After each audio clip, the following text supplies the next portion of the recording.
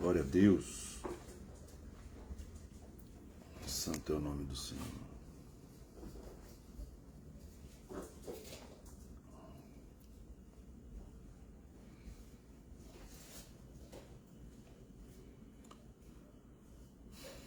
Deus é bom.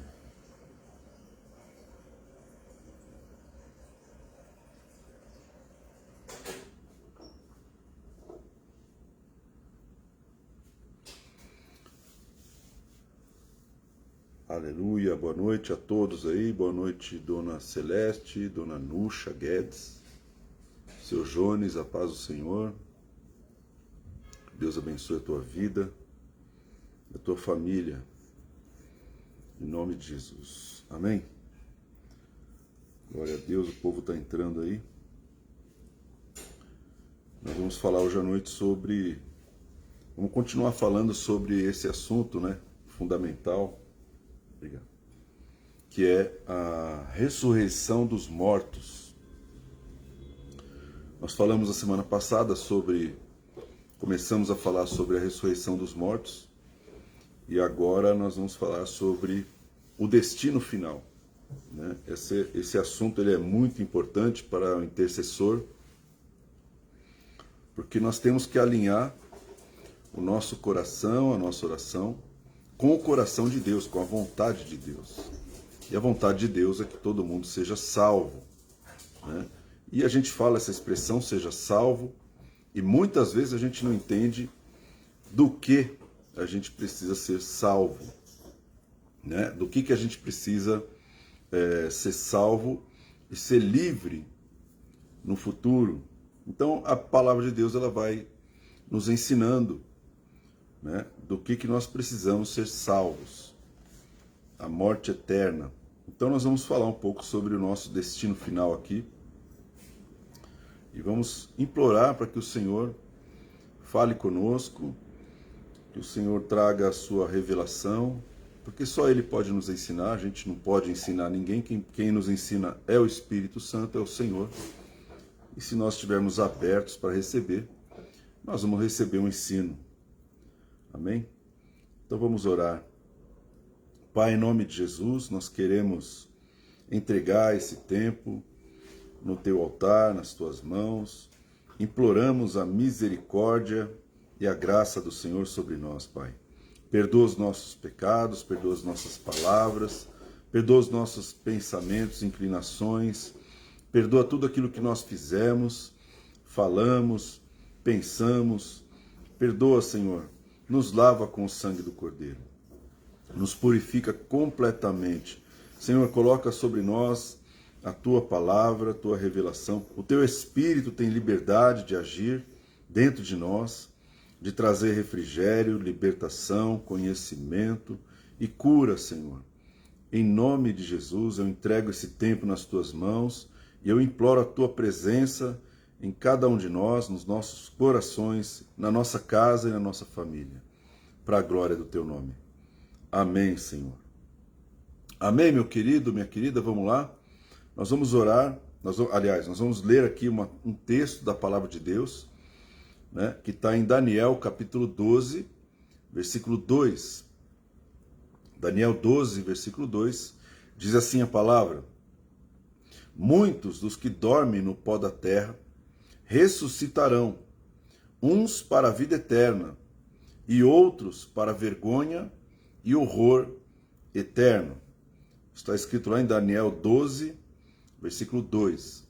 Daniel é um homem que recebeu a revelação, que recebeu também João na ilha de Patmos, do Apocalipse, né? Então, quando você começa a ler a palavra de Deus, você começa a ler o Apocalipse, muitas chaves do Apocalipse estão no livro de Daniel. Daniel foi agraciado por Deus com muitas revelações apocalípticas, ou seja, revelações que apontam para o fim dos tempos.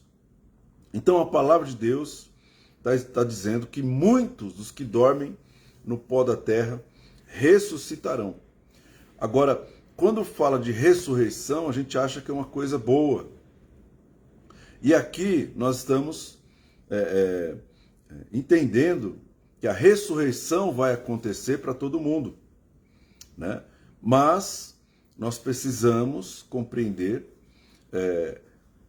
para qual é o destino depois da ressurreição. Para que nós vamos ressuscitar?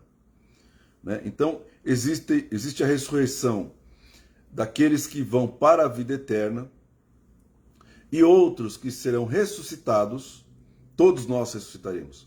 Alguns para a vida eterna e outros para a vergonha e horror eternos. Né? Todos nós ressuscitaremos. Todos nós ressuscitaremos. Né? Haverá uma ressurreição que vai alcançar todas as pessoas. Mas algumas pessoas, elas serão escolhidas, né? e serão separadas das outras e serão lançadas no lago de fogo. Então eu quero falar esses dois destinos hoje. O primeiro destino é a vida eterna. Né? Vamos falar das coisas boas, do nosso destino, aquilo que Deus quer. O que Deus quer na vida de um ser humano? O que Deus quer com você? O que Deus quer comigo? O que Deus quer com a nossa família? Deus quer que nós tenhamos a vida eterna. Salvação é quando você morre em Cristo Jesus e você tem a vida eterna. Você não vai ressuscitar para o horror, para a vergonha eterna. Você ressuscita para desfrutar da vida eterna. Então, a primeira fase da ressurreição é o novo nascimento. Então, essa ressurreição, né, ela começa a acontecer em vida. Né? Então, Romanos 6,5 diz assim: porque se fomos unidos com ele na semelhança da sua morte, certamente também seremos na semelhança da sua ressurreição. Amém? Jesus disse assim em João 3,5-6. Respondeu Jesus: em verdade te digo, quem não nascer da água e do Espírito não pode entrar no reino de Deus. O que é nascido da carne é carne, e o que é nascido do Espírito é Espírito. Né? E 2 Coríntios 5,17 diz assim: e assim, se alguém está em Cristo, nova criatura é. As coisas velhas já passaram, e eis que se fizeram novas. Então, vamos compreender o processo. Na semana passada falamos da morte, a morte física, a morte espiritual. No dia que Adão comeu da árvore do conhecimento do bem e do mal, desobedeceu a Deus, naquele dia o seu homem espiritual morreu. Deus falou para ele: no dia em que você comer, certamente morrerás. Então, naquele dia, o homem morreu espiritualmente, passando a viver fisicamente, porém o seu espírito ficou como morto, adormecido. Por isso, Jesus está falando, é necessário nascer de novo. E Nicodemos perguntava para ele: como que pode um homem nascer de novo, sendo velho? Será que ele tem que entrar de novo no ventre da sua mãe, para que ele possa nascer de novo? E Jesus começa a explicar para ele: é necessário nascer da água e do Espírito. Então, quando você recebe Jesus, a Bíblia diz que é te dado um poder para que você seja feito filho de Deus. Ou seja, o Filho de Deus nasceu do Espírito. Ele foi gerado pelo Espírito e nasceu do Espírito. O Filho de Deus, ele já participa de um tipo de ressurreição no seu homem espiritual. O homem carnal, o corpo físico, permanece o mesmo. A alma permanece a mesma. Mas a partir do momento que você nasce da água e do Espírito, você começa a ter vida espiritual. Então a vida eterna começa ali. Ela entra, né? Ela entra dentro do espírito humano e o espírito humano começa a se comunicar com Deus e o espírito começa a habitar naquela pessoa. Ele habita no espírito humano. E aí você tem início a uma vida espiritual e a vida eterna pertence àquela pessoa. Porque, né, João 3,16, que Deus amou o mundo de tal maneira que deu seu Filho unigênito, para que todo aquele que nele crê não pereça, mas tenha, possua, seja, né, portador da vida eterna. Então, essa ressurreição, uma ressurreição espiritual, que acontece no Espírito. O nosso espírito precisa nascer do Espírito de Deus. Então, nós nascemos espiritualmente, apesar do corpo ser a mesma coisa, apesar, às vezes, da alma, a alma continua com aqueles velhos hábitos e precisa ser convertida, a nossa alma precisa ser convertida, e o corpo permanece o mesmo, mas o espírito humano, ele é aquele que nasceu de novo. A vida eterna entrou na pessoa. Entrou. Por quê? Porque ela se abriu, ela recebeu Jesus, ela creu com o seu coração e ela confessou com a boca, Romanos 10, 9 e 10. Porque se com a boca confessares que Jesus é o Senhor, e com o coração você crê, você será salvo. Não adianta apenas confessar com a boca, mas é necessário que a confissão ela tenha sido feita a partir do coração que creu. O coração tem que crer. Por isso nós somos salvos pela fé. E aí a pessoa pode nascer de novo. Essa é a primeira fase da ressurreição para a vida eterna, quando o espírito nasce de novo. Então, o caminho contrário de Adão. Adão, quando ele comeu da árvore do conhecimento, o espírito ficou adormecido, ficou morto, ficou inerte, não tinha mais função. Né? E aí, quando a gente nasce de novo, é o espírito que renasce, a vida volta para o espírito. E aí a gente começa a ter prazer na palavra viva de Deus, a palavra começa a fazer sentido. Nós queremos a palavra, queremos a comunhão, queremos a adoração. Nós somos carentes dessas coisas, porque o espírito humano deseja as coisas espirituais. E aí a gente começa a viver uma vida espiritual. Você não consegue mais sair da igreja, você não consegue mais não ir ao culto, você não consegue mais não orar. O teu espírito clama pelo Espírito, o teu espírito clama pela palavra, clama pela presença de Deus, clama pela adoração. O teu espírito está clamando isso por quê? Porque você nasceu de novo. Então a intercessão tem esse alvo, fazer as pessoas ressuscitarem. Mas ressuscitarem primeiro no espírito. Primeira fase da ressurreição, quando você recebe vida no teu espírito. Amém, meu querido, minha querida? Quando você ouviu a palavra, quando você ouviu o evangelho pregado, o evangelho que é o poder de Deus para a salvação daquele que crê. O evangelho é o poder de Deus para a salvação. Amém? Esse é o evangelho. O evangelho é o poder de Deus. A Bíblia afirma isso. Poder de Deus para quê? Para salvar. Não para prosperar, para salvar. Para salvar aquele que crê. O evangelho salva as pessoas. Livra as pessoas da condenação eterna. Livra as pessoas do lago de fogo. Livra as pessoas do inferno. Livra as pessoas da maldição. Então, o evangelho puro, ele salva. Agora você ouve uma palavra que salva, o teu espírito, ele quer ser salvo, o teu espírito quer nascer. O teu espírito deseja o novo nascimento, o teu espírito começa a se alimentar da água viva, que é a palavra, e o teu espírito começa a clamar dentro de você, e quando você menos percebe, você já está crendo, você já está numa igreja, você já está adorando, você está ouvindo a voz de Deus, você está tendo relacionamento com Deus, porque o teu espírito ressuscitou, o teu espírito nasceu de novo, e você é transformado numa outra pessoa. A sua mente começa a ser alterada, você começa a ser convencido pelo Espírito, começa a ser tratado por Jesus, Jesus começa a te ensinar, você começa a receber a palavra através de muitas fontes, você é filho de Deus, o teu Pai Celestial começa a te corrigir, começa a cuidar de você, Ele está com você em cada situação, em cada desafio, em cada enfermidade.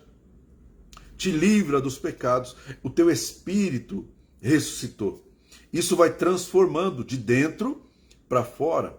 Então o evangelho salva a pessoa, faz o espírito renascer, faz o espírito ressuscitar, faz a pessoa conseguir ouvir a voz do Pai, faz a pessoa conseguir ser ouvida pelo Pai. Isso é o evangelho que salva, o poder de Deus para a salvação daquele que crê. Você ouve a palavra que salva, o teu espírito quer aquela palavra. Agora, quando você ouve uma palavra que prospera, não é o teu espírito que quer aquela palavra. A palavra que prospera é a tua alma que quer a palavra. É o teu corpo que quer o conforto, a conquista. Isso tudo está na dimensão do reino físico. Mas o evangelho é salvação da alma. Para isso que o Filho de Deus veio. Para salvar o que se havia perdido. Para trazer novo nascimento. Então, o novo nascimento envolve a morte da velha criatura, para que a nova criatura ela possa ressuscitar, possa nascer. É necessário uma mudança, uma transformação. Por isso, quem se arrepende, ou seja, arrependimento, metanoia, no grego, significa mudança de mentalidade. O meu espírito se levanta e começa a se alimentar da palavra, começa a se alimentar de Deus, começa a se alimentar do Espírito. E quando o Espírito começa a se alimentar, então a minha vida vai sendo transformada.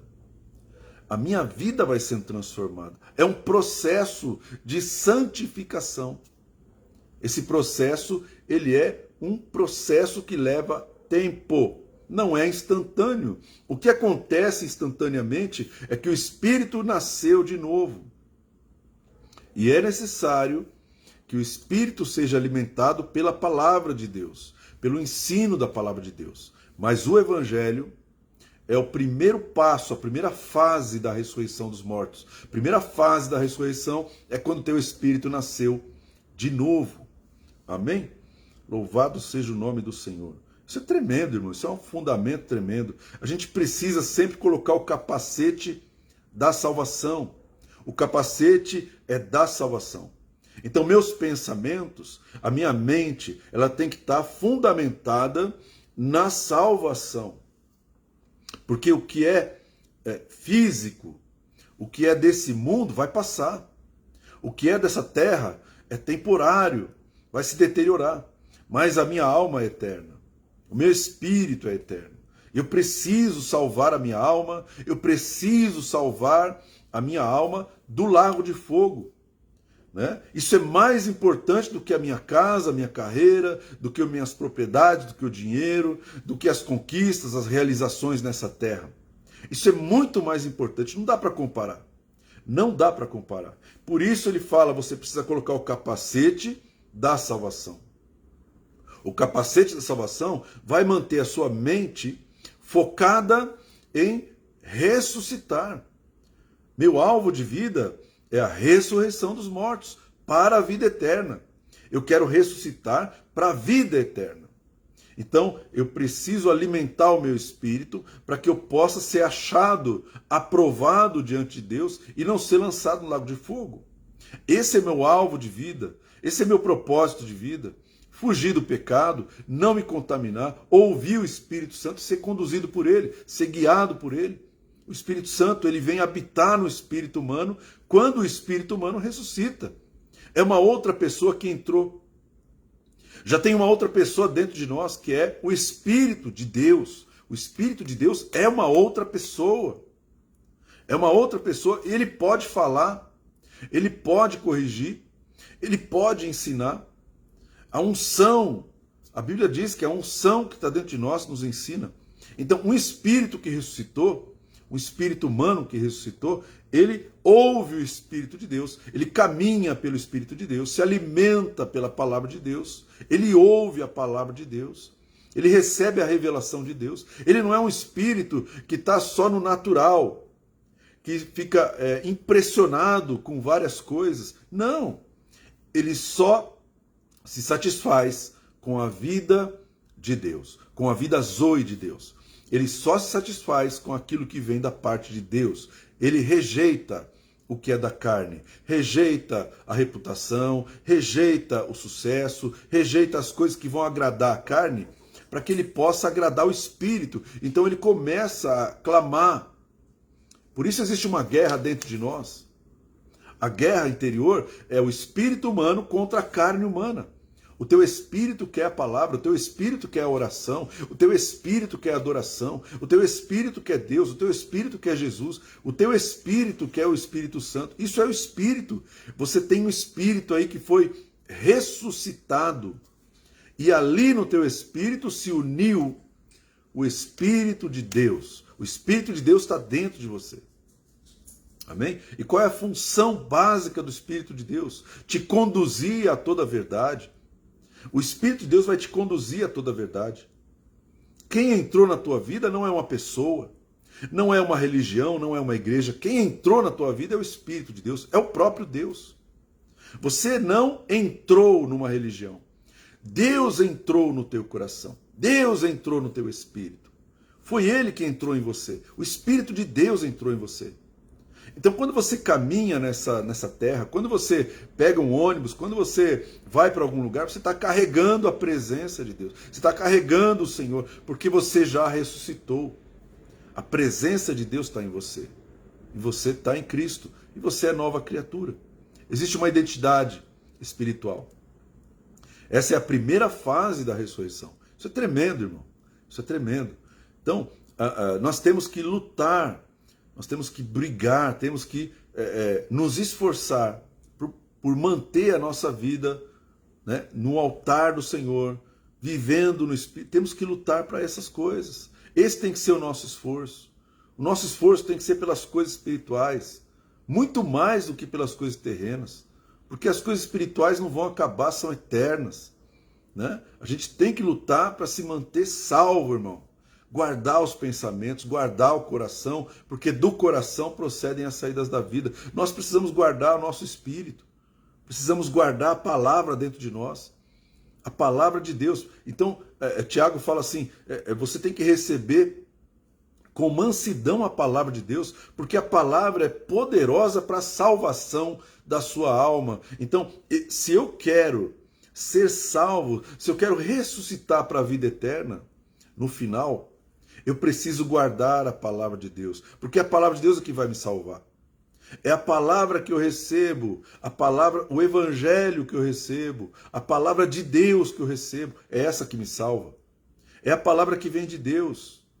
É a Bíblia, é aquilo que você lê, aquilo que Deus fala com você enquanto você lê. É a palavra que você ouve numa pregação, num ensino, que vem de Deus. Porque tem muito ensino que não vem de Deus, tem muita pregação que não vem de Deus, vem do homem, muita filosofia, muita coisa errada. Por isso que o Espírito de Deus está sobre a nossa vida. Ele está dentro de nós para nos conduzir a toda a verdade, para nos livrar de toda mentira, de todo engano dos homens, de tudo aquilo que vai nos afastar da salvação. Então existe uma guerra pela tua alma. Você já participou da primeira fase da ressurreição, meu irmão. E a nossa intercessão tem que ser para que as pessoas desfrutem da mesma salvação que nós desfrutamos. Para que as pessoas nasçam de novo, para que o espírito delas seja alcançado pelo Evangelho, que o Evangelho entre no espírito da pessoa e ela possa ressuscitar. O espírito dela possa ressuscitar e ela se torne nova criatura. Por isso, Timóteo, Paulo está escrevendo para Timóteo, ele fala assim, olha, a vontade de Deus é que todos os homens se salvem e venham ao conhecimento da verdade. A vontade de Deus é que todo mundo seja salvo. Olha que forte isso, irmão. Todo mundo, todos os homens sejam salvos. Primeira coisa, sejam salvos. Né? Não dá para você colocar uma parede, você ergue uma parede sobre nada. Não dá para você colocar o fundamento em cima da parede. Você tem que colocar o fundamento embaixo e aí você constrói a casa em cima do fundamento. Então a primeira coisa que a gente precisa orar, a nossa intercessão, tem que ser por salvação. Não adianta eu orar para que a pessoa conheça a palavra se ela não está salva, o espírito dela não ressuscitou. Ela vai conhecer só na sua alma, só no seu raciocínio. Ela não vai ter a revelação, a palavra espiritual não vai estar nela. Então, Senhor, traz salvação. Que essa pessoa receba o Espírito, a palavra, o Evangelho da salvação. O Evangelho da salvação. Amém? Então, quando você recebe o Evangelho da salvação, o Evangelho puro, aquele que Jesus veio pregar, que Jesus veio trazer, você nasce de novo. E só desfruta das demais coisas quem nasceu de novo. Quem não nasce de novo não pode entrar no reino de Deus. Não pode desfrutar de nada do reino de Deus. Então, a salvação não pode ser esquecida. Por isso que às vezes o evangelho, ele parece um evangelho que prospera, mas evangelho não é o evangelho que prospera. O evangelho é o evangelho que salva. A prosperidade é consequência da salvação, consequência de uma vida no altar, consequência de obediência. Isso vem depois da salvação. Deus não vai prosperar uma pessoa para que ela vá para o inferno. Deus não vai financiar o pecado. Deus não vai colocar dinheiro na mão de uma pessoa para que ela vá para o inferno. Não vai fazer isso, irmão. Ah, mas tem gente prosperando indo para o inferno. Com certeza. Mas as pessoas prosperam porque existem leis e regras que Deus instituiu. E se a pessoa segue a lei, ela vai prosperar. Só que quando você quer ser abençoado por Deus, quando você quer receber algo da parte de Deus, Deus vai falar para você assim, quem está pedindo? Jesus falou assim, tudo que você pedindo, crendo, você recebe. Jesus falou assim, olha, se você sendo mau sabe dar boas coisas a vossos filhos, quanto mais o Pai Celestial vai dar boas coisas aos que lhe pedem. O Pai atende a oração dos seus filhos. Então quando a gente pede na fonte, né, você é quem? Você é um filho, você é uma criatura de Deus. A criatura de Deus não nasceu de novo. A criatura de Deus não recebeu a palavra. A criatura de Deus não recebeu o evangelho. A criatura de Deus, ela pode ser boazinha, ela pode ser top, ela só falta Jesus, mas ela está indo para o inferno.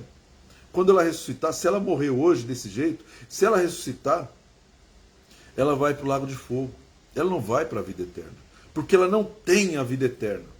A vida eterna se adquire em vida, na vida física. A vida eterna não se adquire depois da morte. A vida eterna, ela pode ser ganha enquanto nós estamos nesse tempo cronológico.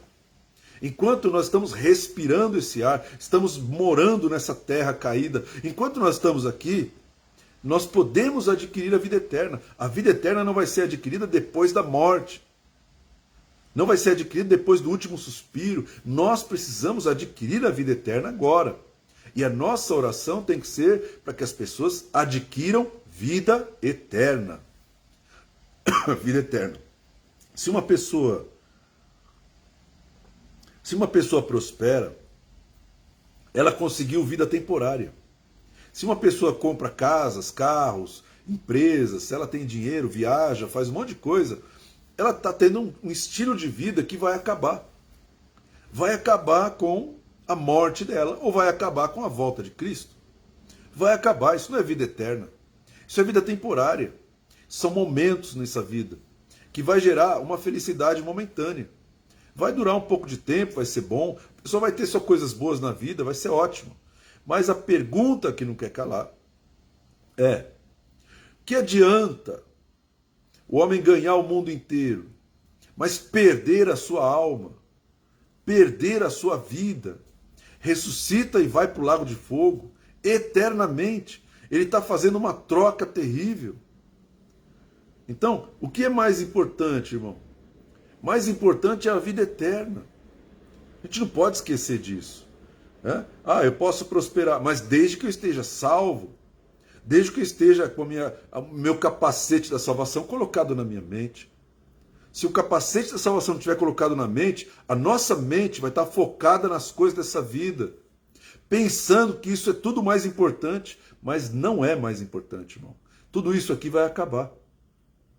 Nós temos que procurar viver da melhor maneira possível, mas a vida eterna, irmão, ela é o nosso foco, é o nosso alvo, a ressurreição dos mortos para a vida eterna.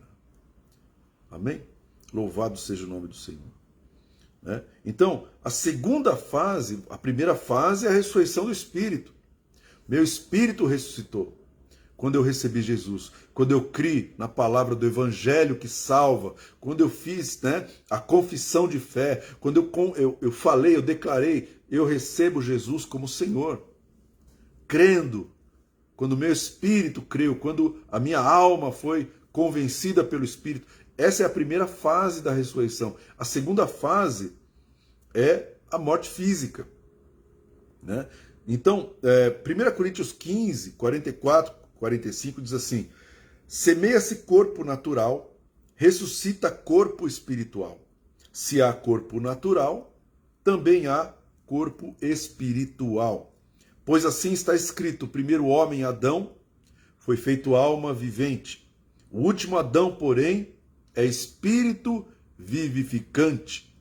Então, olha só que tremendo. Segunda fase da ressurreição é quando a gente morre no corpo físico, mas a morte já vira uma semeadura.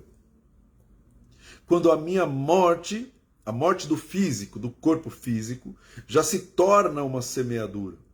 Então, semeia-se corpo natural, ressuscita corpo espiritual. O meu espírito ressuscitou, então eu tenho a vida eterna. Se eu mantiver a minha vida até o fim da minha vida, até o fim dos meus dias nessa terra, se eu mantiver a minha vida no Espírito, se eu andar no Espírito, buscar a santificação, buscar a palavra, buscar guardar a minha vida, os meus pensamentos, buscar me convencer, né, me corrigir, praticar a palavra, se eu morrer perseverando na fé, eu parti para a segunda fase da ressurreição, que é a semeadura de um corpo natural.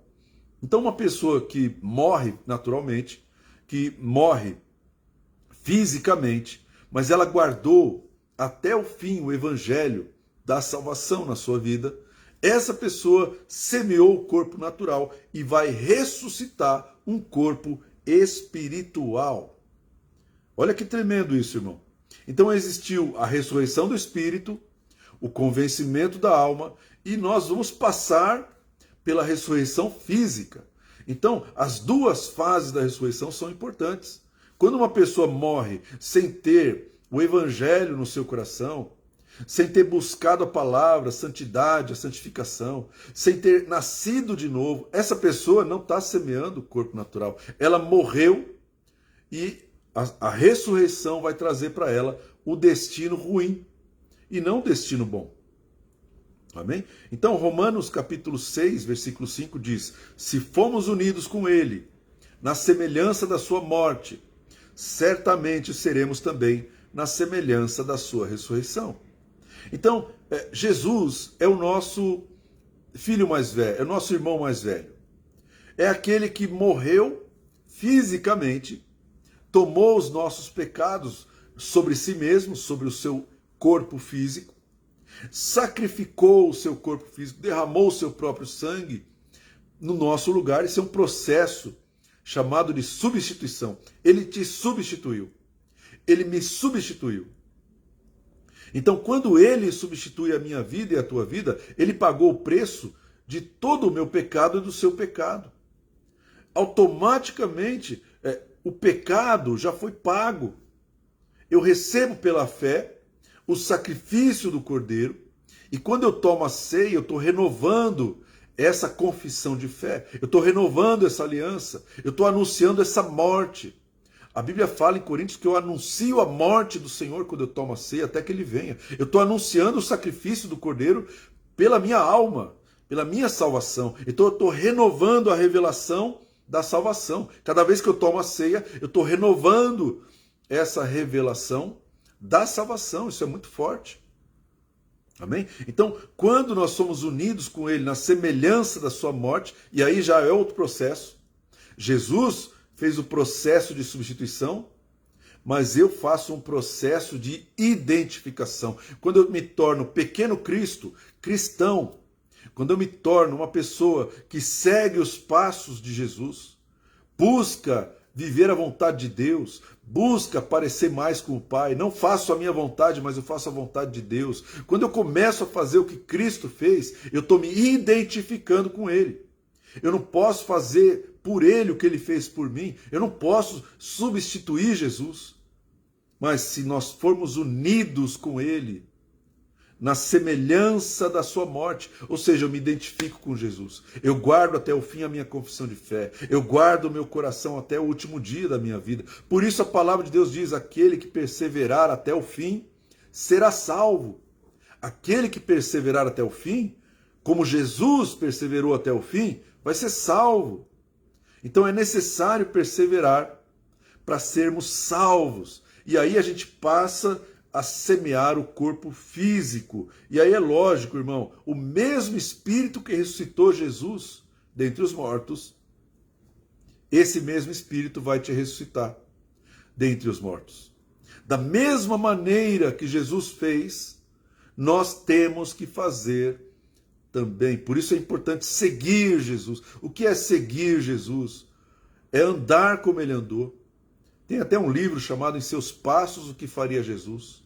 É amar como ele amou, é conversar com o Pai como ele conversou, é obedecer à vontade do Pai como ele conversou, é renunciar à sua carne como ele renunciou. Amém? Então quando você faz, né, você se identifica com Cristo, exatamente no seu corpo físico, quando você se identifica, meu querido, você está no caminho da vida eterna, da ressurreição para a vida eterna. Aleluia. Glória a Deus. Amém, meu querido? Que Deus te abençoe. Né? Vamos ler agora Apocalipse 21:8. Nós falamos do primeiro destino. Primeiro destino, a ressurreição para a vida eterna. O primeiro destino é a vida eterna. Essa é a vontade de Deus. A vontade de Deus é a vida eterna, irmão. Deus não tem prazer na morte de ninguém. Deus não criou você para morrer. Deus não criou Adão para morrer. A morte foi uma escolha humana. É uma escolha. E continua sendo uma escolha humana. Então, nós falamos da ressurreição para a vida eterna. A vontade de Deus é que todos sejam salvos. Todos tenham vida eterna. Vida em abundância. Aleluia. E o segundo destino, né, é a ressurreição para a punição eterna. E como as pessoas não ouvem muito sobre a punição eterna, então elas não têm noção do que elas têm que ser salvas. Mas tem que ser salvo do que exatamente, pastor? Salvação do quê? Né? Então, Apocalipse 21, versículo 8 diz assim: quanto, porém, aos covardes, aos incrédulos, aos abomináveis, aos assassinos, aos impuros, aos feiticeiros, aos idólatras e todos os mentirosos, a parte que lhes cabe será no lago no lago que arde com fogo e enxofre, a saber, a segunda morte. E aí você tem um segundo destino, né? A palavra está dizendo, nessa listagem de pessoas que são covardes, incrédulos, abomináveis, assassinos, impuros, feiticeiros, idólatras e os mentirosos, a parte deles, quando eles ressuscitarem, vai ser no lago que arde com fogo e enxofre. E aí ele chama isso de segunda morte. Olha só, tivemos a primeira morte e agora é a segunda morte. O que é a segunda morte? Separação eterna de Deus. Morte eterna. A segunda morte, né, é a morte em que as pessoas não terão mais a oportunidade de se arrepender. O arrependimento está destinado para esse tempo que nós estamos respirando aqui, até o fim dos nossos dias. E se você não sabe qual é o último dia da sua vida nessa terra, eu sugiro que você faça uma avaliação do seu coração. Todos nós temos que fazer essa avaliação. Eu preciso fazer isso, porque eu posso expirar agora, você pode expirar agora. A gente pode experimentar a morte física agora, hoje. A gente pode não acordar amanhã. Mas o que nós precisamos fazer? Nós precisamos manter a nossa vida no altar do Senhor. Precisamos manter a nossa vida na salvação, na vida eterna. Por quê? Porque se nós não fizermos isso, nós vamos experimentar a ressurreição e quando nós ressuscitarmos, seremos lançados no lago de fogo. Então nós temos uma opção, temos uma escolha. A Bíblia está dizendo bem claramente, temos uma escolha. Se eu quero viver no meu pecado, eu escolhi viver no pecado, eu escolhi viver para as coisas desse mundo, eu escolhi viver, né, na iniquidade, eu não estou preocupado com salvação, não estou preocupado com santidade, eu não estou preocupado em obedecer a Deus, estou preocupado com dinheiro, estou preocupado com o meu trabalho, estou preocupado com minha carreira, estou preocupado com a minha família, eu estou preocupado com a minha casa, eu estou preocupado com aquilo que eu estou vivendo hoje. O que adianta, né? Eu viver em miséria hoje? O que adianta a vida eterna? Eu preciso viver hoje. Se eu viver desse jeito, irmão, eu estou colocando em risco o meu destino eterno. Porque o destino de todo mundo nessa terra é a morte. Muita gente morreu de Covid, outros morrem de ataque cardíaco, outros morrem de acidente, outros morrem de maneira natural. Mas todo mundo morre. Tem um ditado popular que diz que a única certeza que nós temos é que nós vamos morrer. Isso é um ditado popular. A única certeza é essa. A gente não tem certeza de nada nessa vida. Não sabe o que vai acontecer daqui a 5 minutos, não podemos prever o futuro, a não ser que Deus nos revele. A não ser que Deus chegue para nós assim, ó, daqui você vai morrer no dia tal, né, no ano tal, e vai ser numa quinta-feira à tarde, ou dormindo, etc, etc. Se Deus não revela isso para você, nem para mim, é importante a gente andar em temor. Por quê? Porque o temor do Senhor é o princípio da sabedoria. O temor do Senhor é o que vai fazer a gente se livrar do destino ruim, do lago de fogo.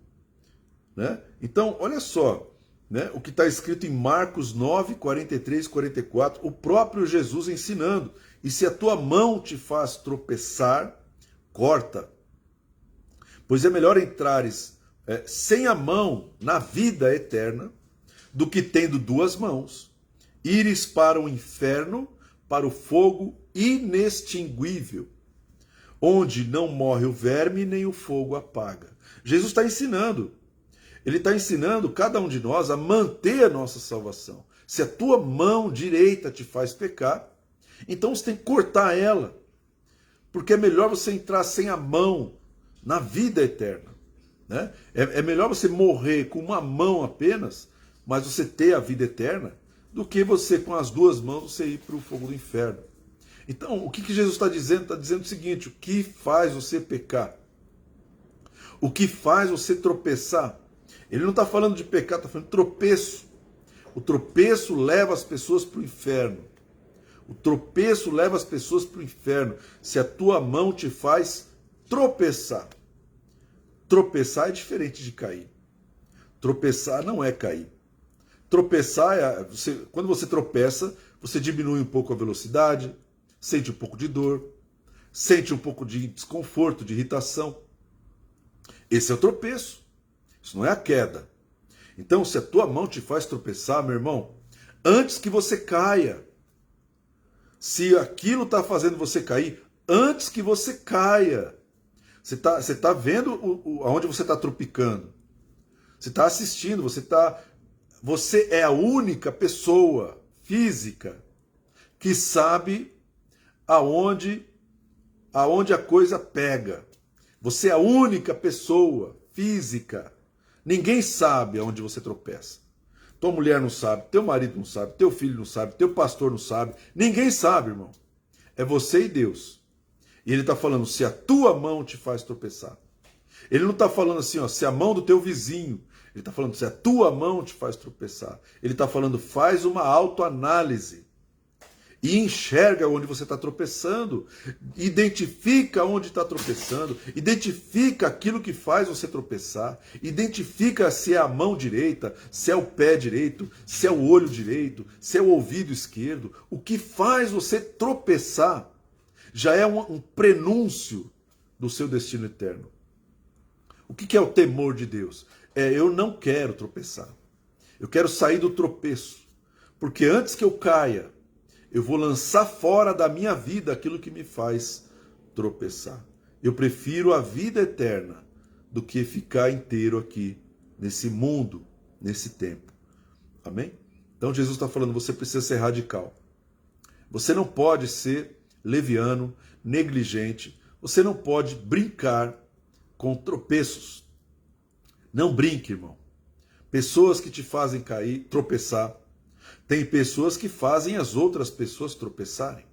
Jesus falou assim, se alguma pessoa fizer tropeçar um desses meus pequeninos, melhor seria que fosse jogado no mar com uma pedra de moinho no pescoço. Jesus falou assim, se qualquer pessoa fizer tropeçar, o tropeço, irmão, o tropeço é perigoso. Então tem gente que faz você tropeçar. O que você tem que fazer com quem faz você tropeçar? Cai fora. Corta relações. Por quê? Porque é melhor você entrar na vida eterna sem essa pessoa que está te arrastando para o inferno do que você ir para o inferno junto com ela. É assim que funciona. Se a tua mão te faz tropeçar, o que te faz tropeçar, irmão? Se até a tua mão tem que ser cortada fora, se até o teu olho tem que ser arrancado fora, quanto mais as outras coisas que estão fora do teu corpo. Aleluia. Então, Deus está dando uma dica, né? Então, precisamos evitar o lago de fogo, irmão. Esse é o nosso alvo. Precisamos evitar o lago de fogo. Se você acha que o mundo está sofrendo, a gente não tem noção do que é o lago de fogo, graças a Deus. Né? Eu vi uma frase de uma pessoa que pregou há muitos, centenas de anos atrás. Ele disse uma frase, alguém anotou, não sei se é verdade também, porque isso tudo muda, né? Mas ele, no meio da pregação, ele diz assim, olha, a terra é o último inferno que os salvos irão viver. Por quê? Porque a terra é o lugar onde quem quer viver uma vida santa sofre.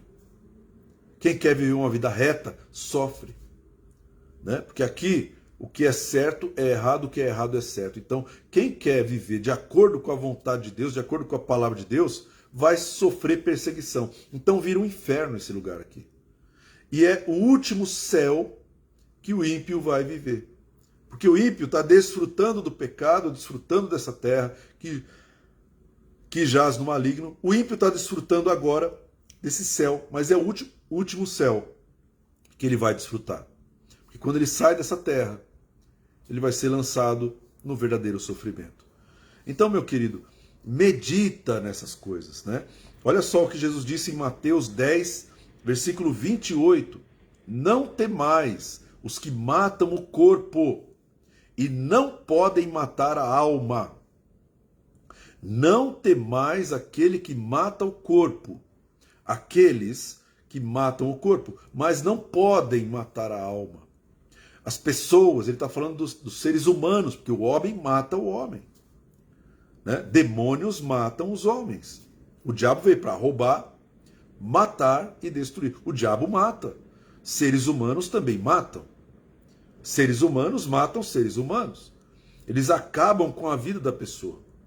Então isso é fato. Mas Jesus está falando, não tema aqueles que matam o corpo e não podem matar a alma. O ser humano não pode matar a alma de outro ser humano. Um demônio não pode matar a alma de outro ser humano. Quem define se a alma vai morrer ou não, não é um ser humano, irmão. Não é um demônio. Quem define se a minha alma vai morrer não é uma pessoa.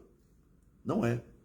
Temei antes aquele, e é só um, temei aquele que pode fazer perecer no inferno, tanto a alma quanto o corpo. Temei aquele que pode fazer perecer, morrer no inferno, tanto a alma quanto o corpo. Então Jesus está falando, por que você está temendo tanto um ladrão, um assassino, um demônio? Por que você teme morrer de Covid? Por que você teme morrer por um atentado, por um acidente, por uma enfermidade? Por que você está temendo tanto isso? Você deveria temer aquele que pode lançar a tua alma no inferno. E só tem uma pessoa que pode lançar a alma no inferno. Não é o diabo, irmão. O diabo não pode lançar ninguém no inferno. Nenhum homem pode lançar ninguém no inferno. Por mais ungido, por mais superpower, ministro, profeta, mestre, por mais que seja tudo isso, ele não pode lançar ninguém no inferno. Jesus está falando, temei aquele que é o Pai, Deus. Deus pode fazer perecer no inferno tanto a alma quanto o corpo. Por isso o temor a Deus, meu irmão, ele vai nos proteger do destino ruim. Se você teme a Deus, né, você não vai pecar quando você estiver sozinho. Se eu estou temendo a Deus, quando ninguém está olhando, eu não vou pecar porque Deus está olhando para nós. Os olhos de Deus estão em todos os lugares. Ele é onisciente, onipresente. Ele está aqui, ele está ali, ele está, né, diante dele ninguém se esconde, irmão. Então você pecou, ninguém sabe? Deus sabe. Por que você pecou? Porque você não teme a Deus. Você temeu os homens. Ah, eu estou escondendo o meu pecado. Por que você tem medo de revelar o teu pecado? O teu pecado já foi revelado, meu irmão. O teu pecado já está diante de Deus. Até que ele seja confessado e abandonado, ele continua vigorando. E esse pecado está levando a tua alma para o inferno. O evangelho pode salvar a tua alma, mas o evangelho é arrependimento. Quando você se arrepende do pecado, quando você abandona o pecado, aí sim você alcança a misericórdia. Aquele que abandona os pecados alcança a misericórdia. Aquele que abandona o pecado, confessa o pecado, aquele que revela o pecado publicamente, ele alcançou a misericórdia. As pessoas em Éfeso, elas vinham para serem salvas pelo evangelho. Elas vinham confessando os seus pecados em praça pública. Elas vinham falando dos podres, falando daquilo que estava escondido, para ser salvo. Elas jogavam as roupas de feitiçaria e vamos fazer um montão e vamos tacar fogo, os livros de feitiçaria, porque as pessoas queriam só uma coisa, salvação. Elas não vinham para prosperar, elas não vinham para conquistar, elas vinham para serem salvas. E aí elas vinham confessando os seus pecados. Por que você não vê ninguém confessando o pecado hoje? Porque a gente não quer ser salvo. A gente quer proteger a nossa reputação, a gente quer ganhar os likes, irmão. A gente quer fazer papel de santo, papel disso, aquilo. E aí, às vezes, a gente está fazendo tudo isso, escondendo o pecado, não confessando e deixando o pecado, e estamos indo para o inferno sem saber. Uma vez um evangelista americano fez uma pesquisa, os caras fazem pesquisa para tudo, e descobriu que 85% dos crentes estão indo para o inferno pensando que estão indo para o céu. Pensando que estão indo para o céu. Ele fez essa pesquisa, eu falei, meu Deus, que coisa forte. Então, meu irmão, independente disso, de qualquer pesquisa, né, eu quero que você avalie você. Porque eu vou me avaliar. Eu me avalio, você se avalia, examine-se, pois, o homem a si mesmo. Eu tenho que me examinar, eu tenho que me julgar. Eu tenho que julgar como está a minha vida, aonde que eu estou tropeçando. Eu tenho que julgar se eu estou tendo temor de Deus. As minhas palavras. Como que estão as minhas palavras? Como que estão as minhas atitudes? Então eu preciso viver uma vida que agrada a Deus. Não é uma vida de monastério. Não é uma vida, irmão, onde eu nego qualquer riqueza, onde eu nego qualquer coisa. Não, isso não é que agrada a Deus. O que agrada a Deus, irmão, é a santidade. E a santidade não é a religiosidade. A religiosidade não vai salvar a tua alma. Você pode ir para a igreja todo domingo, cantar, pular, berrar, pode receber oração, fazer o que você quiser. Mas se você não se arrepender dos seus pecados, você está indo para o quinto dos infernos, irmão. Para o lago de fogo, onde o fogo não se apaga. Então, esse é o segundo destino. Primeiro destino, vida eterna. Segundo destino, o lago de fogo. Deus colocou a escolha para Adão. Você quer continuar vivo ou você quer morrer? Porque Adão já vivia. Adão já tinha vida. Então Adão já tinha vida e escolheu a morte. Nós temos a morte desde que nascemos. E nós temos a opção de escolher a vida. Adão comeu de uma árvore que trouxe morte. Nós podemos comer de outra árvore que traz vida. A árvore da vida. Jesus é a árvore da vida. E quando você se alimenta de Jesus, quando você se alimenta da palavra, você viverá eternamente. Vida eterna. Então nós já estamos condenados quando nascemos. Já estamos condenados. Mas o Senhor, que é tão bom e é cheio de misericórdia, Ele fala assim: no dia que você comer da árvore da vida, certamente você vai viver. Certamente você vai viver. A proposta de Deus para o homem agora é que ele escolha viver. Então, a primeira proposta, se não escolha morrer, o homem escolheu morrer. Escolha viver. Qual é a escolha que você fará? Então, como intercessores, meu irmão, nós temos que ter isso na mente. Dois destinos. Dois destinos. Não adianta eu orar para Deus prosperar, curar o corpo, se a alma está indo para o inferno. Você vai curar o corpo, mas a pessoa está indo para o inferno. Primeira dimensão da minha intercessão. Senhor, salva. Salva, Senhor. Abre os olhos para o Senhor. Quebranta o coração. Perdoa os pecados, Senhor. Que teu evangelho, o evangelho da salvação, o poder de Deus para a salvação daquele que crê, alcance essa pessoa. Essa é a base, esse é o fundamento, esse é o motivo. E esse é o propósito. Ah, mas e a prosperidade? Prosperidade é consequência, meu irmão. Se Deus quiser te prosperar, Ele prospera. Se Ele não quiser, não prospera. Ele vai te manter num estado, num estilo de vida, onde você vai chegar no céu. E se Deus quer que eu viva com pouco, porque eu não sei viver com muito, e o muito vai me levar para o inferno, então, glória a Deus, vou viver com pouco. Deus vai me dar exatamente o que eu preciso para chegar no céu. Deus vai me dar o que eu preciso para chegar no céu. Definição da prosperidade divina. Amém? Louvado seja o nome do Senhor. Vamos orar, meu irmão. Então, ore pela salvação. Ore para que o destino seja a vida eterna. Ore para que as pessoas consigam nascer de novo, que elas ressuscitem no seu espírito, e aí elas vão poder desfrutar do reino de Deus. Aleluia. Pai, nós queremos te agradecer pela tua palavra. É um fundamento tão poderoso, Pai. Te agradeço por reavivar essa palavra no nosso coração. Queremos pedir perdão, porque a gente vive a nossa vida só olhando para as coisas da terra, preocupados com tantas coisas, sentindo no físico, na alma, a pressão das coisas desse mundo. Mas nada disso importa. Nós queremos fazer como Maria, que escolheu a melhor parte, ficar aos seus pés, independente das coisas que nos rodeiam, Pai. Queremos receber a tua palavra, manter a nossa vida no teu altar, manter a nossa vida sendo ensinados do Senhor como discípulos de Cristo.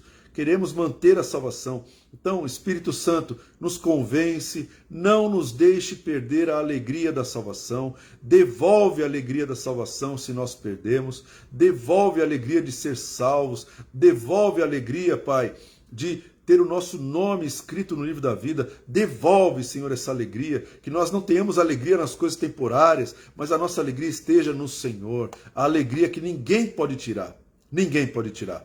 Tanto na vida quanto na morte, ninguém rouba essa alegria. Então, derrama o óleo de alegria sobre a vida de cada um de nós, Pai, e que nós possamos desfrutar da vida eterna, desfrutar do teu reino, ainda nessa vida, em nome de Jesus.